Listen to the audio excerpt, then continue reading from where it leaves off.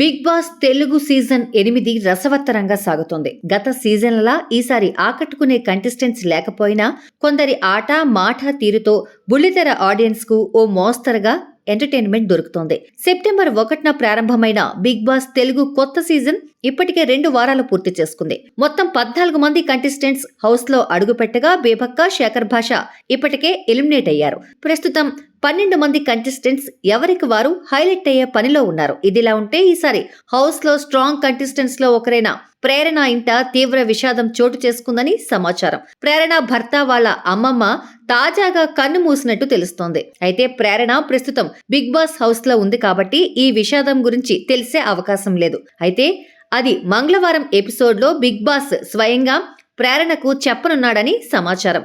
మరి ఈ విషయం తెలిస్తే ప్రేరణ ఎలా రిసీవ్ చేసుకుంటుందోనని ఆసక్తికరంగా మారింది. బిగ్ బాస్ ఆమెను ఇంటికి పంపిస్తాడా లేక అలాగే హౌస్ లో కంటిన్యూ అయ్యి గేమ్ ను కొనసాగిస్తుందా లేదా అనేది తెలియాల్సి ఉంది. కాగా ప్రస్తుతం ఉన్న కంటెస్టెంట్స్ లో ప్రేరణ కూడా ఒకరు. ఒకవేళ ప్రేరణ అర్ధాంతరంగా హౌస్ నుంచి బయటకు వెళ్లిపోతే మాత్రం అది ఆమెతో పాటు ఆమె అభిమానులకు కూడా తీవ్ర నిరాశను కలిగిస్తుంది. అదే సమయంలో ఫ్యామిలీకి కూడా ఇంపార్టెన్స్ ఇవ్వాలని అభిమానులు భావిస్తున్నారు.